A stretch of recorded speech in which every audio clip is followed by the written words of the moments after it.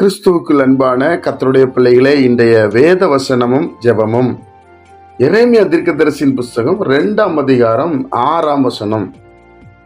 என்னை விட்டு தூரப்பட்டு மாயை பின்பற்றி வீணராய் போகிறதற்கு என்னிடத்தில் என்ன அநியாயத்தை கண்டார்கள் என்று எரேமியா தீர்க்கதரிசியின் மூலமாய் இஸ்ரவேல் ஜனங்களுக்கு கர்த்தர் சொல்லுகிறதை நாம் பார்க்கிறோம். என் அன்புக்குரியவர்களே, கர்த்தருடைய மன குமுறலை பாருங்களேன். அவர் நம்மை அழைத்தார், நம்மை தெரிந்து கொண்டார், இஸ்ரவேல் கோத்திரத்தை தெரிந்து கொண்டார். ஆபிரகாமை அழைத்து ஆபிரகாமுடைய பேரன் யாக்கோபை அழைத்தார், அவனுக்கு இஸ்ரவேல் என்று பெயர் கொடுத்தார். 12 கோத்திரங்களை தெரிந்து கொண்டார். அந்த ஜனங்களை எகிப்திலிருந்து அவர் கொண்டு வந்ததை நாம் பார்க்கிறோம். அப்பொழுது இவங்க சில நேரங்களில் தேவனை விட்டு பின்மாற்றத்துக்கு போகிற சில காரியங்களை பார்க்கும்போது ஆண்டவர் பார்த்து எரேமியாட்ட புலம்புகிறார். எரேமியா, பாருப்பா, என்னை விட்டு தூரப்பட்டு மாயை பின்பற்றி வீணராய் போகிறதற்கு என்னிடத்துல என்ன அநியாயத்தை கண்டாங்க. சொல்ல அப்படி சொல்றார்.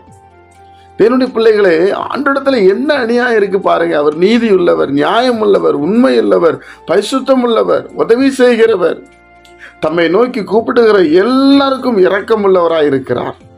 அப்படிப்பட்ட ஒரு தெய்வத்தை விட்டு நாம் இன்றைக்கு பல சித்து வேலைகளை நம்பி போகிறோம். துரிதமாய் வருகிற ஆசீர்வாதத்துக்கு ஓடுகிறோம்.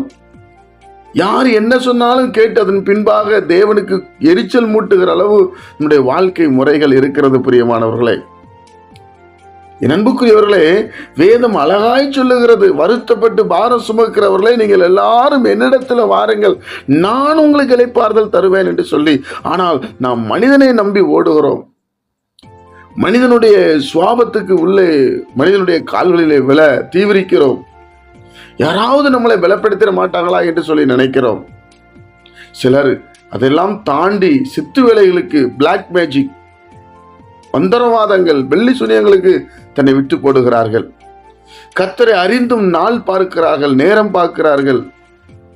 தேவனுடைய பிள்ளைகளே, ஆண்டவர் சொல்ல, என்ன அநியாயத்தை பண்ணி பார்த்த சொல்லு, என்கிட்ட என்ன அநியாயம் இருக்கு நீ சொல்லு என்று சொல்லுகிறார்.